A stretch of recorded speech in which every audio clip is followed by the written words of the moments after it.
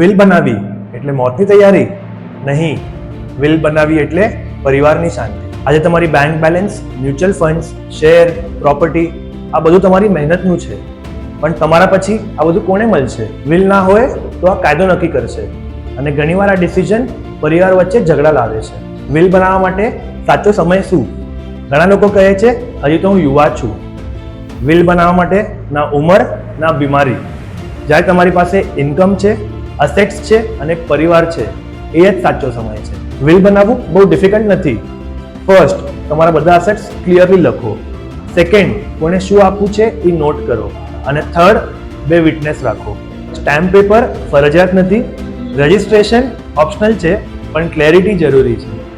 હવે next question છે, will update ક્યારે કરવી? યા તમે હર 2-3 વર્ષે કરી શકો, યા તમારા લાઈફમાં ક્યારે મોટા ચેન્જીસ આવે ત્યારે કરી શકો. આ રીલ તમારા પેરેન્ટ્સ અને પરિવાર સાથે શેર કરો. સમય આવે એ પહેલા નહીં, સમજ આવે ત્યારે વિલ બનાવો. Mutual fund investments are subject to market risks. Read all scheme related documents carefully.